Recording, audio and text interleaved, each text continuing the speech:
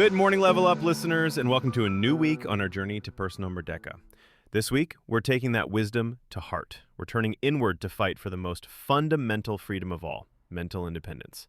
Today, in episode 11, we're talking about how to achieve merdeka from the judgment of others, how to stop seeking external validation, and finally, learn to trust yourself.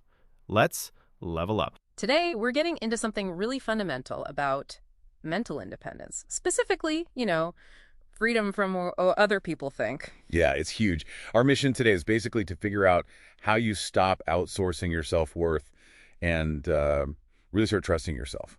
We wanted to start with some powerful words from the Indonesian scholar and national hero Buya Hamka. He said, "The independence of a nation can only be guaranteed to stand firm if it is based on the independence of the soul." The independence of the soul. It's profound, isn't it? It really is. What does that mean for us, practically, day to day? Well, we talk a lot about financial independence, national freedom, but this internal freedom, often overlooked. And the main problem is our tendency to look outside for validation. Right. We basically hand over our sense of self-worth to others, and that creates what you could call an invisible prison. Okay, an invisible prison. Let's unpack that. How do we, level up our personal freedom here? I mean, wanting approval, that's natural, right? We're wired for connection. Totally natural. But it becomes a trap when that desire turns into dependency. Dependency. How so? It's when your self-worth isn't coming from inside you, but from, say, a compliment or avoiding criticism or even just getting likes online. Your mood, your confidence, it just swings wildly. Oh, okay. And that dependency, that's what turns us into people pleasers, constantly worried. That's the prison. And this pressure, it feels amplified sometimes. Thinking about modern Indonesia, for example, there's a strong culture of group harmony kelompok, big pressure to fit in. Mm-hmm. And add Gengsi to that concern for prestige, for appearances, it really pushes people towards seeking that external want. Then you layer social media on top. Oh, definitely. Instagram, TikTok, they become these arenas for validation hunting. It fuels comparison, FOMO. And we're seeing the impact on mental health, particularly with younger people. And this doesn't just start now, right? Our childhood, our upbringing plays a role. Absolutely.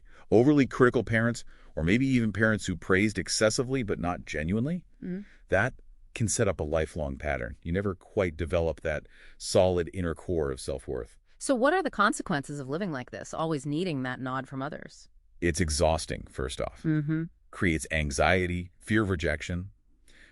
But fundamentally, it's a loss of authenticity. You're not living your life. It's the exact opposite of merdeka, of true freedom. Okay, so the way out, the solution, is building internal validation. Is that right? That's it. The ability to trust your own feelings, your own strengths, your own decisions. Becoming your own source of self-worth. Reclaiming your personal power. Designing a life based on your values, not what others expect. Precisely. And that connects right back to Buya Hamka's idea of freedom to think. He saw intelligence, clear thinking, as key to that soul-level freedom. So achieving this internal validation, it's like a modern struggle, a perhuangan. Yes, exactly. It's akin to that fight for self-determination. It's about becoming the sovereign leader of your own life. And the good news is this isn't some abstract concept. It's a skill. You can learn it like rewiring your brain. Definitely learnable. We've actually got a practical 4-step blueprint to help build your mental merdeka. Okay, let's hear. What's step 1? Step 1, become the observer. Just notice, for a week, be like a detective about your own mind. When do you feel that urge for approval?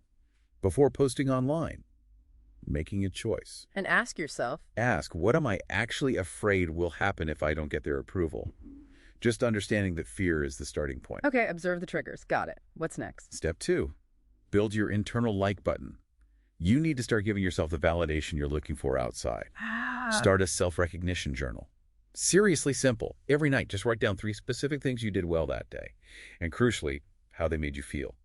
Focusing on the internal feeling, not just the action. Exactly. It trains your brain to notice and value your own capabilities. Okay, journaling.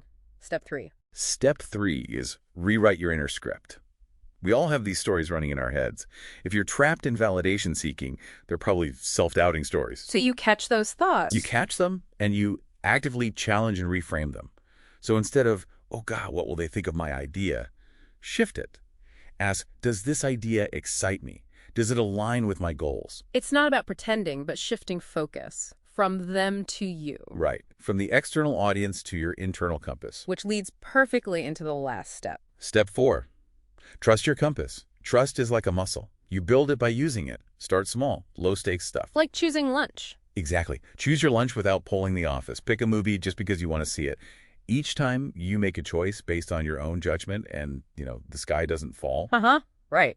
you build that trust muscle. It Yeah. creates this positive feedback loop of confidence. Observe, journal, reframe, trust. Okay. So bringing it all together, this mental freedom, it feels like the foundation for everything else, doesn't it? Financial freedom, creativity, purpose. It absolutely is. Mm-hmm. If your self-worth is always on loan from others, you're never truly independent.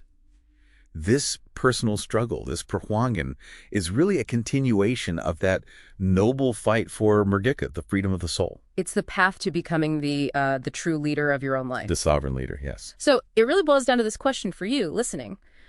Where does your validation come from? Is it outside or is it coming from within? That's the heart of mental independence. And your challenge this week, simple but really powerful, start that self-recognition journal tonight. Write down 3 things you did well. Let's start building that internal like button one day at a time. Great first step. Join us next time as we continue this journey into mental freedom.